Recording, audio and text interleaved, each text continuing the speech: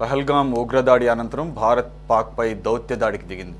ఇందులో భాగంగా భారత్లో ఉన్నటువంటి పాక్ పౌరులను ఆ దేశానికి పంపించేందుకు చర్యలు చేపట్టింది. ఈ క్రమంలో హైదరాబాద్లోని పాకిస్తానీయులకు లీవ్ ఇండియా పేరుతో నోటీసులు అందజేశారు అధికారులు. హైదరాబాద్లో మొత్తం 230 మంది పాకిస్తానీయులు ఉన్నట్లుగా గుర్తించారు. 199 మందికి లాంగ్ టర్మ్ వీసాలు, 31 మందికి షార్ట్ టర్మ్ వీసాలు ఉన్నాయని గుర్తించారు.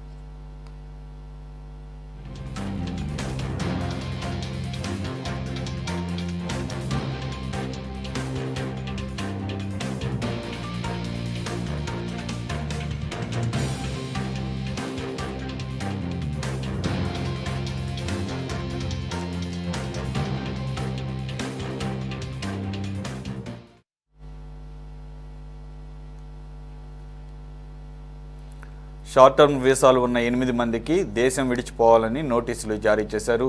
మెడికల్ వీసాలు తీసుకున్న వారికి ఈ నెల 29 వరకు గడువు విధించారు. పాకిస్తానీలు తెలంగాణ రాష్ట్రం విడిచి వెళ్లిపోవాలని డీజీపీ జితేందర్ ఆదేశాలు జారీ చేశారు. షార్ట్ టర్మ్ వీసాలు ఉన్నవారు దేశం విడిచి వెళ్లాలని ఆదేశించారు. అధికారుల ఆదేశాలతో పాకిస్తానీలు స్వదేశానికి వెళుతున్నారు. వాఘా అట్టారీ బార్డర్కు చేరుకుంటున్నారు. బార్డర్ వద్ద గంభీర వాతావరణం నెలకొంది.